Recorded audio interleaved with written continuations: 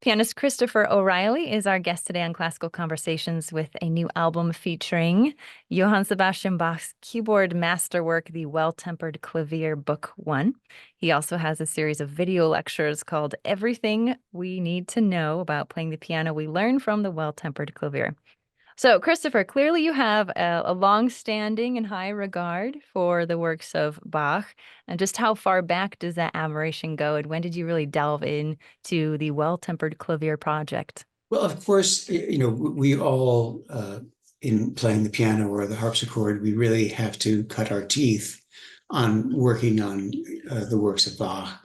But it really was only in the last 7 or so years that I really got into it. I was working on the Goldberg variations for a couple of concerts in St. Paul, and while I was working on that, I did a lot of reading and listening, most specifically to the book John Eliot Gardner wrote about his traversal of all the Bach cantatas and things in tour, and also a fair amount of biographical information about Bach. That book was called Music in the Castle of Heaven, and it's really quite great. And while I was reading that on the stair machine, I was listening to the old Bach 300 recordings, formerly on DG, mostly, recordings of Nicholas Harnoncourt doing the cantatas in Mass and lots of the instrumental works. And I realized, the light bulb moment for me was realizing that Bach was predominantly a composer of vocal music. And as I thought about it more, so was Mozart, and so was Schubert, certainly, and maybe even with the predominance of his choral works, Brahms even. And so when you have that in mind, all the arguments about whether it's okay to play it on the harpsichord or the piano become ephemeral, because he was in fact writing for the most expressive instrument on the earth, the human voice. And so I thought it's unlikely that Bach, just kind of left his heart at the door when he sat down to the keyboard, and things were all of a sudden more foursquare and just sort of cold.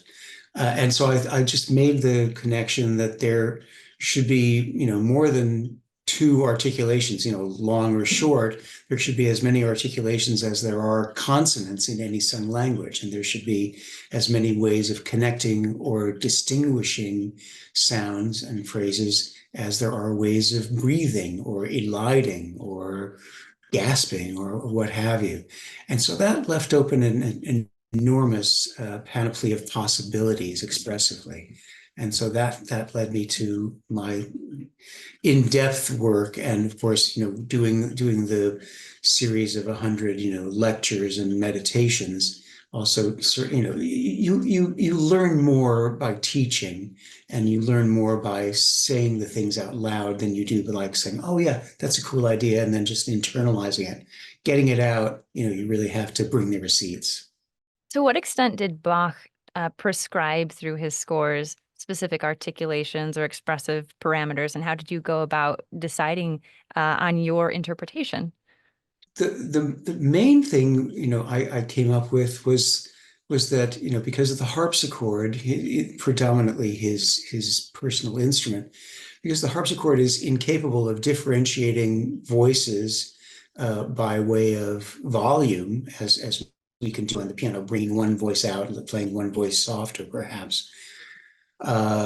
Many people say, "Oh, well, the harpsichord had no dynamic differentiation, so we have to play everything all the same dynamic." But I thought, how did he come up with this manual of contrapuntal distinctiveness and differentiation? If he thought, well, you'll just have to know what it is on paper. You're never going to hear it this way. It had to be done and possible to be done on the harpsichord. I did a lot of work. I still do a lot of work with virtual instruments. What used to be called sampled technology is now called physical modeling. A company called Pianotech, TEQ, has a whole arsenal, a whole library of virtual historical instruments, modern concert grands, forte pianos, and harpsichords. So I have, 6 or 7 harpsichords by way of my Casio, and I have no dynamic contrast available to me in differentiating those voices. But so what I do is I initiate a kind of a last voice sounding technique. So if you have one, a parallel of two voices in eighth notes, let's say, you differentiate one over the other by saying, well, the voice on top is going to have a slightly longer articulation, and the one below it is going to be having a slightly more detached. So there are a few more holes in the Swiss cheese on the bottom. And so the ear, it doesn't need to be a schooled listener. The last voice sounding is the one that's going to make the impact on the ear. So I can differentiate as many voices as I like in that way by differentiating the articulation. Articulation really, so to speak, is duration, because of course we can talk about playing hard or soft on the piano, but on the harpsichord it was just plucked or not plucked. So duration, the duration which we choose to play each note is an absolute subjective choice. There again, if we see a string of whole notes, let's say if we have a chorale-like structure, on the piano we're very much used to playing all whole notes, full length, to the bitter end. But if, for instance, we think more orchestrally, if we think, well, if Bach had written, let's say, the lower voice of this chorale for pizzicato cello, there's no way that a pizzicato cello quarter note would last that whole length. So there again, I make my articulative durational choices based on what voice I want to sound most lengthy and lyrically, and what voices I want to wean away and allow the transparency of the sound and the more prominent sound associated to the top voice. So it's a constant matter of modulating and choosing duration and also the space between the notes. If we want to make something more tense and impactful, rather than making it louder, we run the notes a little bit closer together. If we want to give a sense of the repetition of a sequence of notes, which is in a more foreign key and more distant key, we make a little bit more space between those notes to give a sense of, in German, the word is unheimlich. It's sort of an unrooted, homeless kind of feel. And this brings, the real umbrella concept of my well-tempered clavier method and interpretation to the fore, which is the Japanese concept of ma. Ma is the idea of the space between, and it has to do with flower arrangement and exterior and interior design, spaces between things on painting, not negative space, but the magnetism, the polarity between voices in a particular image, in a particular placement, a flower arrangement or a composition of one sort or another.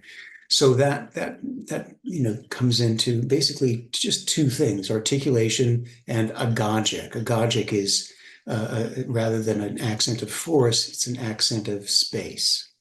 Those are the two main things of my interpretation. I feel like that concept of ma that you talked about, I can see that in your background right now. That's the cover for your album as well. And just seeing that in the space between all of the lily pad leaves and Yes, the yes. flowers there, it feels really fitting. Yeah, And it's fascinating hearing all the nuances and the behind the scenes. As someone who's lived and breathed this music, I was hoping you could refresh us on this term, well-tempered, and what we know about the tuning system that Bach intended. well, actually, in Bach's time, the temperament that was most popular in his time was something called Werkmeister 3. This is another thing that I can access by the touch of a button on my little piano tech system. And so I've also done a traversal of all 48 preludes and fugues, each on a different virtual instrument called the virtually tempered clavier. And so you can hear some of the performances that I do there are in Werkmeister. I think one or two I do in well-tempered. On the modern instruments, we play in equal temperament. There were a couple of other quarter tone things. Essentially, the idea of the well-tempered clavier was so that one could play in any one of the keys comfortably. The further away you got from the normal diatonic keys, the more sort of strange the intervals got. And equal temperament is really with all the ends shaved off so that everything sounds well. I kind of like in the more complex minor keys that the well-tempered thing where, the further you get away from C major, the more foreign it really does sound. B minor is pretty strange. Nobody wrote in B major or B minor. So it's at one point, it's a celebration of the ability to play in all 12 major and minor keys. But also, I really think it's meant as a manual of contrapuntal dexterity and clarity that he's trying to make a well-tempered artist, that he's giving you a manual of ways of dealing with these things. For instance, if we look at the C major prelude, it's a set of repeated ornaments on a harmonic sequence. In a Baroque prelude, you would see basically whole note chords, and then the well-tempered keyboardist would decide what the mode of transportation would be and make it up on their own. What Bach does in the C major prelude is he and so he makes a very serious decision about how he wants it to sound rhythmically. But I feel that I don't think that he would have written it and said, well, so this is the articulation you're going to use for the whole piece. I think there's something to be said for the way it unfolds. He writes the second of those triads, I think, as an echo. And how do you do an echo on the harpsichord? You can't do it dynamically, but for instance, if you play da-da-dee, legato, and then slightly detached, bum-bum-bum, and maybe even slightly slower as an echo would resound, then that's making that differentiation. Then he does one more thing, which is he does the same pattern twice in one measure. So what would lead you to believe that he wanted it to be played the same way in both halves of the measure? You want to have one that has a sense of a downbeat, a strong beat, and the other one has to have a sense of anticipation for the second beat. So I do the first one, da da dee, bum bum bum, and then the second one I do bum bum bing ba da da, so that it leads naturally to the second beat. And then we follow that and react accordingly and instinctually and empathetically to all the harmonic changes that happen throughout the piece. There are other, and then you go from there to the C minor. You have exactly the same rhythmic pattern in the right and left hand. How do we differentiate, and where do we differentiate the changes in pattern from the right and left hand? Again, I decide to do slightly legato in the first quarter, slightly detached and more legato in the left hand, second and third, and then anticipatorily in the fourth. So there are many absolutely infinitesimal but very crucial differentiations that I make throughout the whole set.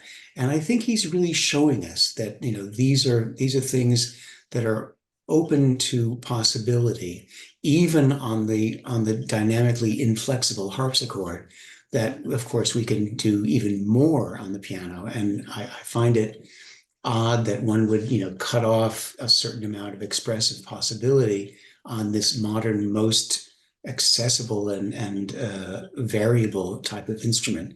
So it's become, oh, and one more thing that I learned from my friends, my young friends on my old radio program from the top. We would play, let's say we're in the middle of a Wieniawski violin piece, okay, and very virtuosic, and they're rushing around, and but then they get to the cadenza, and they've worked up a good head of steam, and then they're going even crazier with more octaves and leaps, and I would say, look, the cadenza is the composer's sign that you are no longer it's no longer incumbent upon you to coordinate with the conductor or your collaborator. You are the momentary master of time and space. And so you want to take a slight bit of time to make those octave leaps, to make the sound of this momentary, huge arpeggiated figure in your own time as best you can. And it doesn't mean that you have to be completely self-indulgent about it, but you are the momentary master of space and time. This even happens in a Beethoven concerto. I don't think there's any more sort of kinetically, rhythmically driven composer than Beethoven. And yet, even outside of the cadenza of a Beethoven concerto, there are still a couple of measures here and there where, again, you are unaccompanied and you are, while keeping within the boundaries of perspective, momentum, you are, again, the momentary master of time. So extrapolate that one more level to the idea of solo music in general. And you are the master of space and time for every moment possible. And so that's another, there's no cosmic metronome that we have to, watch the clock on. And so that was the final thing that gave me, I think, a real modicum of freedom that allowed me every day to discover new things about these pieces. I can hear from your meditations just the years of thought and preparation that has gone into this. Where do you see Bach fitting into your life moving forward? Do you want to continue your in-depth study and scholarship of his music? The title of my series, everything we need to know about playing the piano we learned from the Walter Clavier, is basically saying that everything that I learned from Bach is definitely applied to all the other music that I play. So you have the chorale-like aspects of the final variation movement of Opus 101, for instance, of Beethoven. And so, rather than trying to do something really funny dynamically on the repetitions of the variation movement, you can play around with the transparency or lyricism and balance between the voices in that piece. The idea of a slur, a real slur, what does a slur really mean? A slur means these notes belong together. And if you have a two-note slur, what that means is there is an inception and a release. And in Baroque string playing, there is a real sense of being a diminuendo at the end of a slur. So I was just doing all we did 5 Brahms sonatas at a festival in Park City just over the weekend. I was playing 3 cello sonatas with Matt Heimovitz, and we extrapolated this idea of the slur to Brahms's music. And so you have this implicit diminuendo at the end of each slur. I don't know if you know, Mary Claire, the Brahms clarinet trio, but it opens with a sweeping cello line, dee-da, dee-da, dee-da-da, and they always strive to make a big sweeping thing. It's actually written as at the beginning as two-note slurs. So dee-dum, dee-dum, dee. And Matt Heimovitz, my cello friend, said, well, that's Brahms's fascination and dedication to the eternal feminine always, because rather than having this sort of very grand sunrise kind of thing, there is this pliancy, this intimacy and fragility, which is rising and yet yielding at the same time. And so taking that slur idea and running with it, we're playing with so much more imagination and fluency and intimacy, uh, so that, we were just saying to ourselves, 20 years ago, we would say, oh, well, I feel like we should do this, or let's try this or something. Right now, I feel like we're just following directions, and even just following directions, it has been an enormously freeing and enormously expressive and interpretively fulfilling experience. Well, Christopher, we're so excited to share your interpretation with our audience here. Are there any final thoughts you would like to share? Well, I just want to say, one Irish Bach lover to another, Mary Claire. One of the great inspirations for my work was from a professor at the University of Dublin, Dr. Joseph Grocott, who wrote a slim pamphlet on all of the fugues of the Well-Tempered Clavier and put in all the bar graphs and wrote in, the derivation of each episode so that virtually no note of every fugue is unturned. There's no sort of filigree or invention, very little invention. It's all derivation, and you realize how insanely tight these pieces are. And then his student, David Ledbetter, wrote about the whole Well-Tempered Clavier in terms of the historical context, where all of the motives came from, how he then synthesized them and turned them into their most incredible iterations and manifestations. So those were the two. The initial Irish volume was the thing that really started the work going. Comments today from Christopher O'Riley on his new album, The Well-Tempered Clavier, Book 1. Such an intricate and nuanced perspective on a centuries-old classic by Johann Sebastian Bach. Thank you so much, Christopher. Thank you, Mary Claire. A real pleasure being with you.